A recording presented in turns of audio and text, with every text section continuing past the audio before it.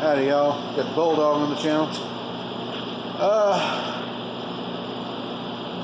One of the things that in this industry you do is you kind of pay your dues, start at the bottom, work your way up. There's no skipping steps. I've tried to tell my son that, and he thinks that, you know, by virtue of being my son, he knows more and can skip steps. He's that much further ahead than anybody else. Well, in ways, yes, but you have to start at step one, build, so you have the fundamentals.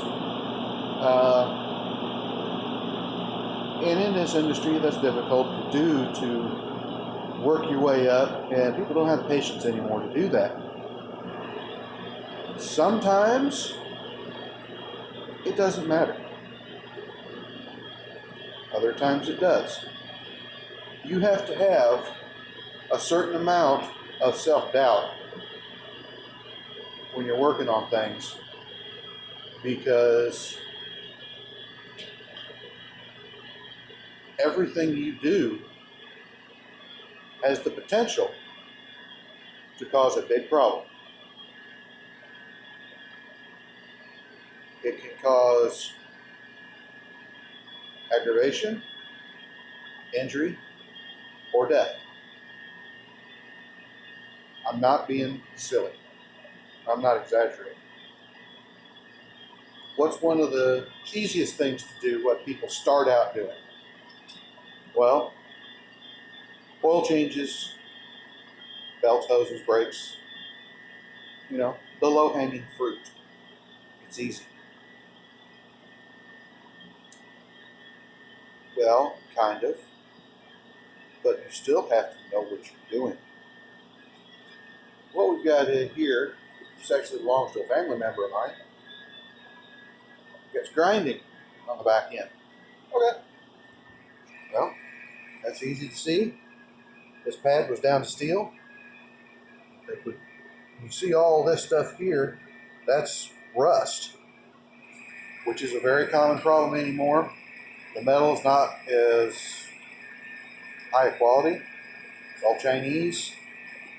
And it's the very raw stock that is impure. They're making it go further. They're doing more with it. Yes, you know, you're doing everything you can, but that ends up with problems. Now these rotors, they get nice and hot. They're often kind of out in the open. It's more common to have slotted wheels, you know, wheels with spokes. So there's more air moving around, which means they get a lot more swing on the temperature.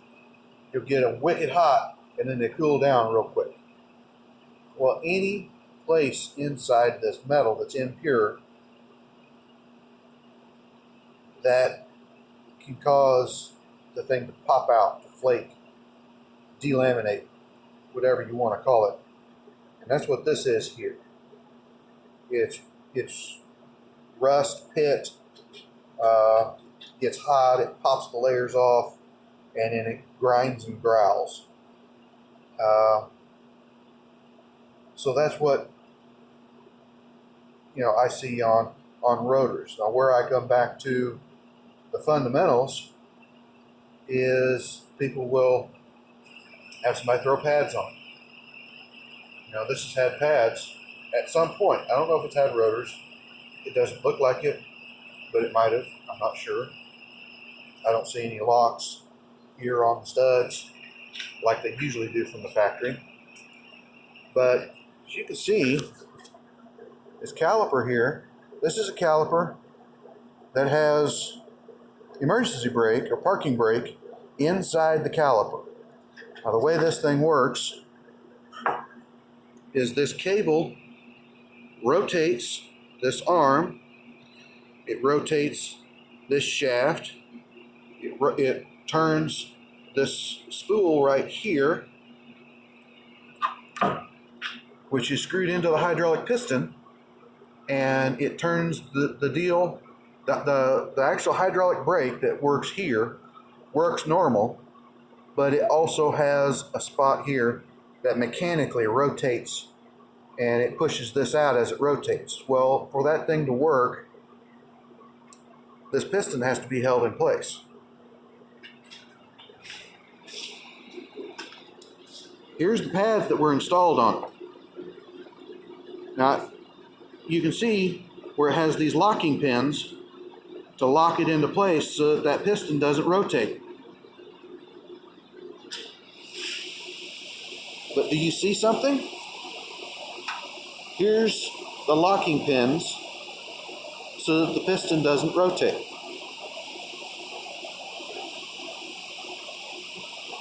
Look at that.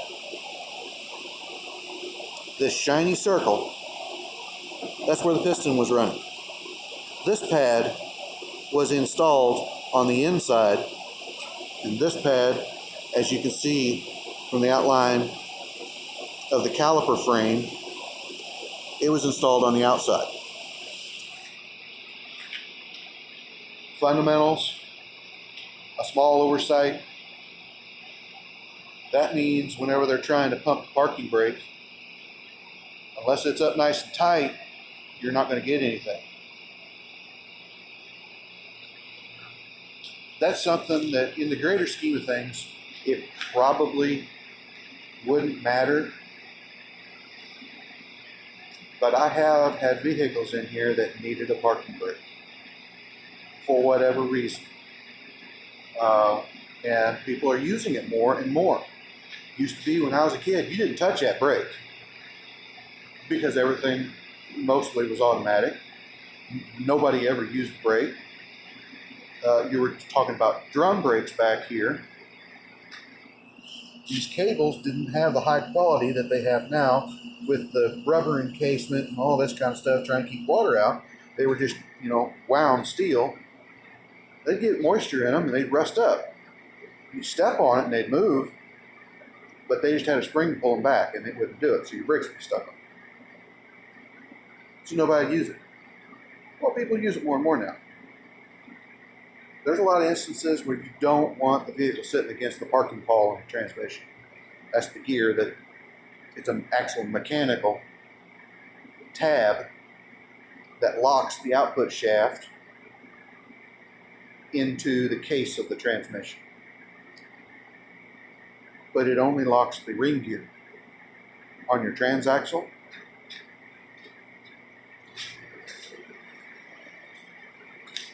this vehicle here is in park, and I can turn the wheel. Because the other wheel over there,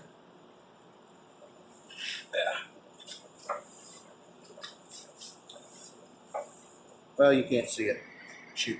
But the other wheel over there is turning backwards. It's got an open differential. That means if one of your drive wheels loses traction, gets off the ground, you don't have a park. Front wheel drive vehicles, you have what's called a half shaft. CD axle, lots of different names. But on my little Jetta, it happened to me. It's happened to several customers where the CD shaft broke. The joint that's inside shelled out and you had no park. Mine was a manual. You put the car in gear, you can push it. You had to have a parking brake that worked. And it was a manual, so I always made sure the parking brake worked on that car. My little Beetle, the parking brake works. It doesn't work great, but it works. I even had a customer that bought a vehicle and brought it to us, ready to put a transmission in. Said the transmission shelled out, it exploded. Okay, why do you say that? Well, you can push it around in gear.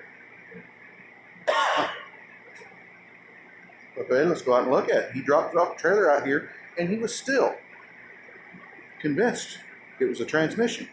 because you can put it in park, you can push it around. And I pushed it a little bit, and I heard a little bit of a grinding noise. He heard it too. He thought that it was the parking gear grinding. And I looked down through the top, and I could see the axle from the top of the engine, looking down over the back next to the firewall. And we pushed the car, and the shaft that went out to the wheel rotated this way, and the hub that the shaft went into rotated this way. Shelled out CV shaft. $150 he was driving. But he thought he was going to be spending $1,000 on a transmission. That stuff happens. Make sure you got a good parking brake. Make sure that when you're paying somebody to do the simple stuff, that they know what they're doing, even though it's simple. I'm sure she bought it this way. I don't think she's had it for very long. And yeah, big chain brake places, those guys are making minimum wage, maybe a little more. And they sure don't give them a huge amount of training, because why spend a bunch of training on somebody that you don't know if it's going to work out or not? They'll put them on easy jobs, like brakes. They should be easy.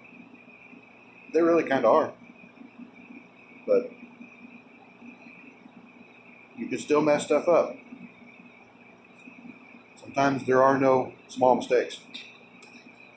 Like, comment, subscribe, hit your little bell notification, share it around. We'll talk to you later.